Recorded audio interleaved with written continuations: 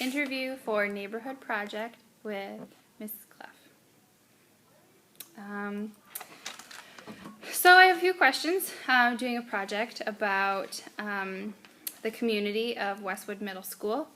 I was just wondering if you could give me a few words, a few lines. How would you describe Westwood as a school and as a community? Westwood Middle School is a up-and-coming community school that we've spent a lot of time working on, tweaking to the needs of the students, the needs of the family. We are very, very lucky to have the Challenge Scholar program in our building. We are still without a couple of staff members, and we're struggling through, but we'll do well. We have community connections with not only with the Challenge Scholars, but with the Cambridge community that come in with us. Now, I know you mentioned it's a SIG school. What exactly does that mean? Well, it was a SIG school, and that is a school improvement grant that awards money to schools that are struggling for academic success. And that was in the last, we had to fulfill our spending 2 years ago was the last of our funding. Okay. But that still leaves us with 2 years of accountability for use of the money for improvements based on the expenditures that we had. Mm-hmm. So our technology grant, the money that we spent on technology, implementing that and seeing what the improvements are based on what we do with it once we had it. Mm-hmm. Okay. What type of students do you get through here, and do you ever find it challenging as a teacher to work with these students? Teenage students are always a challenge. The hormones are always right there. And it doesn't really matter the gender or the nationality. Our particular building has approximately 53% Hispanic, I want to say 30-some percent Native, African American, and then the rest is like a mix of white and Indian and Asian and Puerto Rican and some that Rwandan. We had a couple last year. So our population is a little bit different than the district. Our district population is 35% Hispanic, 32% Black, African American, and then the rest is like a mixture of Asian and white. Now, did you teach previously at any other school, or have you always been with Westwood? I've taught at, Mulek Special Ed. I've taught at Shawmut Hills, Shawnee Park. Sorry, I take that back. It was a long time ago. Shawnee Park for a year, a split 4th, 5th.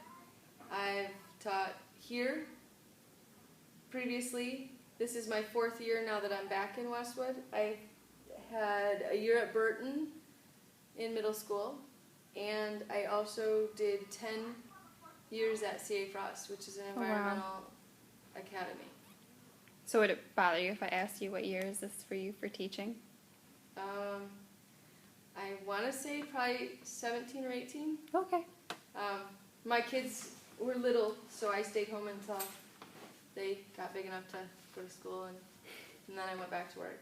So very cool. Yeah. Very cool. What ways do you find best to deal with the students? I know it's really difficult as a student teacher. You want to make connections and help the students to understand that you do care, but it seems like at this school, if you're too nice, then it just doesn't work, and they just totally walk all over you. you can be nice and be firm at the same time. Okay. And I'm very, very honest with the kids. What are you doing? Are you out of your mind? Do you see how that looks? I'm not gonna pick on them.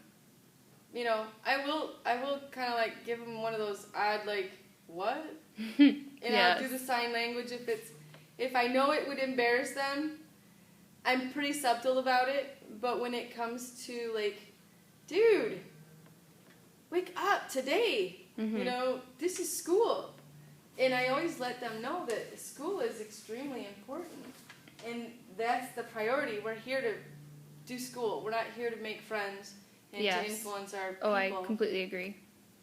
But I also I have fun with the kids. I think they're great. I think it is important to have fun with the kids, definitely. But I also, I try to make them understand that, I need my equipment back. Or nobody else can use it. So if you steal it, then we're done with labs. If you want to touch stuff, it still needs to be there at the end of the class period. Definitely. I'm very straightforward with them. I don't care if you take it, but that means we're done. I'm not going to have to plan anymore. Woo-hoo, book and paper, instead of lab tubs and materials. And I always tell the kids, my preference first, I would rather play with stuff. I don't want to look at a book unless I have to. Sometimes it's necessary that you go to a reference, but figuring things out for yourself, like my husband says, we don't need no stinking instructions, but if it comes to the point where you're stuck, you need to go back and know how to read the instructions. So, just being really honest with them. Okay. And kind of crazy. I dance. I do crazy stuff. All but stand on my head. No, I very high energy. I like that. I really do. I had an incident today. One student had, again, maybe it was a battle I shouldn't have chosen, but I chose it anyway. The girl had an ID around her neck. It had Miss Cindy, come to the main office, please. Miss Cindy, to the main office. about 6 or 7 extra IDs that were not hers. They were just laying on the table. I picked it up, took off the other ones that weren't hers, and gave it back to her. And she just blew up. She's like, give them back to me. They're mine. I'm like, but they're not yours. They don't have your name on them. Like, Who was it?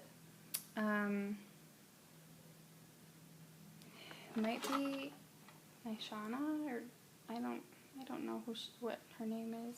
She's tall, skinny. Yes. Really nice braids. Yes. Yeah. Yeah. She is a explosive young lady. She had 2 siblings in the school last year, and O'Neill is her last name. Okay. And they, if it's Shauna that you're thinking of. It is. I'm sorry, you don't understand? These are one to a customer. Yeah. Just Okay. load off and just walk away. Don't give them to her. I mean, I But didn't, don't- but But she. if you stand there and try to argue with her, Okay. it's never going to get you anywhere. So basically, I'm like, you I'm need sorry. to say something and just You walk know? away. One to a customer. See you later. Bye. Okay. Go. Do your thing. Okay. You want to complain? Complain to somebody that cares. Okay. I like that. No, I do. I don't have time for this. If you want to talk about this, see me after school. Okay. Or see me on your lunch. They'll never show up on their time. They want to use your time to complain and argue. And I'm sorry. I'm all out of time for that. Yeah. The other thing is, I know that we have to keep the kids in the classroom. Our goal is to keep them in here. I want them to be in the classroom so they can see in here and do whatever. But at some point, I close my door. I'm sorry, you didn't make it to class on time? Go find somebody else to babysit you.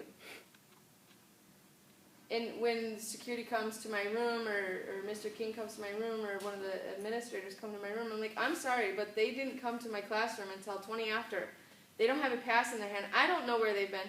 I'm not going to be responsible for whatever they did And maybe they need to go home if they can't get to class in the 25 minutes that they've been allotted. Because funny how I'm supposed to eat my lunch, take care of kids, and monitor the hallway, and go to the bathroom, get my drink, and still manage to do all of that in 25 minutes. Mm-hmm. Mm-hmm. You know, at some point you just got to say, no, I'm sorry, done. Mm-hmm. Again, this is kind of like a neighborhood community type project. How do you feel like about the actual surrounding areas, the surrounding community?